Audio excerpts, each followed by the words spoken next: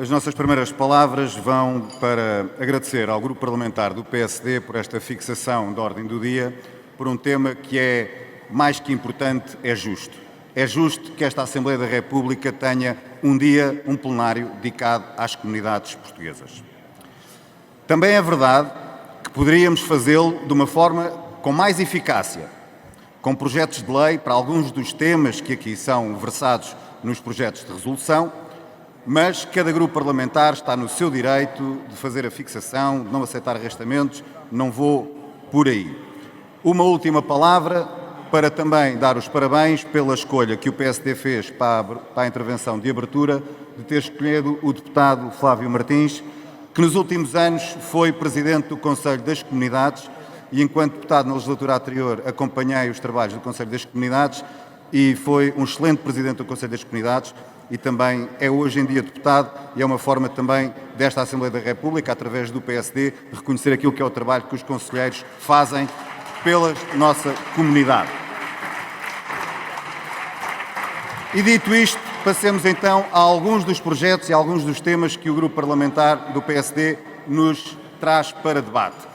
Há um deles que tem a ver com aquilo que é a realidade da rede consular que Portugal tem espalhado pelo mundo, aquilo que é a extensão do nosso território, da nossa soberania por esse mundo fora.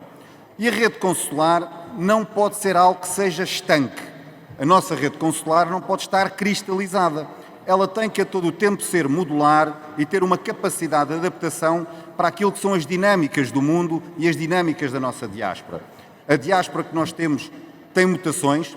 Hoje em dia há se calhar mais necessidades num país como a Polónia do que como no passado houve na França, e também há dinâmicas económicas e geopolíticas, porque quando nós falamos da nossa rede consular, não estamos apenas a falar da nossa representação pelo mundo para prestar serviços consulares aos portugueses que estão espalhados por esse mundo.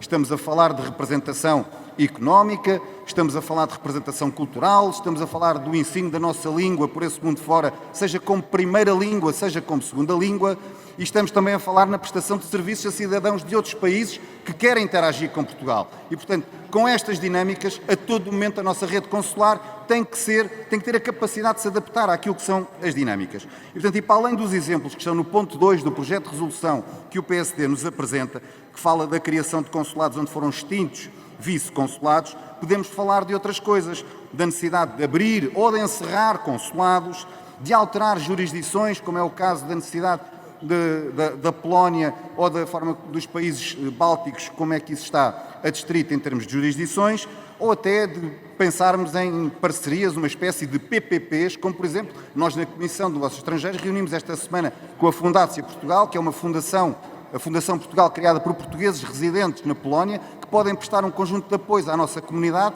que normalmente a rede consular não pode. E este tipo de entidades criadas pela nossa diáspora também devem ser apoiadas pelo Estado português. E para quê? Como eu disse, para servir portugueses, para servir cidadãos que querem interagir, por causa da dinâmica económica e apoiar as empresas na importação e na exportação e pelo ensino da língua. E é também por isso que a Iniciativa Liberal submeteu hoje a esta Casa um projeto de resolução especificamente sobre a questão de Taiwan. Tem 3 pontos. Primeiro, defendemos que Portugal deve abrir uma representação em Taiwan. Pode começar por uma representação económica e depois crescer para uma representação consular. Também propomos que aquilo que os portugueses que vivem em Taiwan possam ter que tratar com a rede consular, não tenham que ir a Macau, possam ir a outra jurisdição, como por exemplo ao nosso consulado em Tóquio, no Japão. E também achamos que a representação de Taiwan que está presente em Portugal possa tratar dos seus temas junto do Ministério dos Negócios Estrangeiros, como acontece com a representação da Palestina, e não junto da AIMA, como se fosse um mero cidadão. Sobre outro projeto que o PSD nos traz, relativamente ao projeto piloto do voto eletrónico, que já vem, como o Sr. Deputado Flávio Martins disse, também da legislatura anterior. Sobre o projeto piloto, porque sobre o voto eletrónico a conversa é outra, como alguém também já aqui disse, houve países que avançaram para o voto eletrónico e depois recuaram, e é preciso ter muito cuidado, mas um projeto piloto pode nos ajudar a tomar decisões sobre o próprio voto eletrónico. E sobre o projeto piloto dizer aquilo que já dissemos na legislatura anterior, nos debates que tivemos, quer no plenário, quer na Comissão de Negócios Estrangeiros. Um projeto piloto tem que possibilitar comparativos, e, portanto, não pode decorrer apenas num país, ou numa mesa de voto. Tem que decorrer em mais. E o mínimo olímpico é que seja pelo menos em 2 países. Por exemplo, um país de grande ou de pequena dimensão territorial, com grande densidade da nossa diáspora, como é o caso do Luxemburgo, e outro país de grande dimensão territorial e pouca densidade da nossa diáspora, como é o caso, por exemplo, da Namíbia ou do Egito. E, portanto, isto para dizer que, seja relativamente a estes votos, aliás, nós, sobre todos os votos sobre todos os projetos de resolução que o PSD apresenta, nós iremos votar favoravelmente.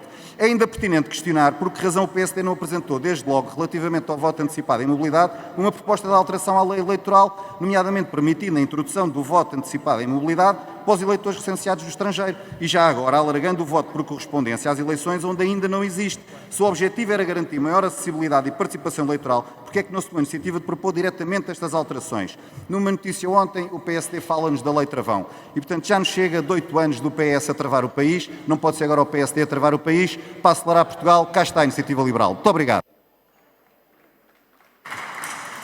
Muito obrigado, Sr. Deputado. O Sr. Deputado não tem pedido de esclarecimento. Passamos à próxima.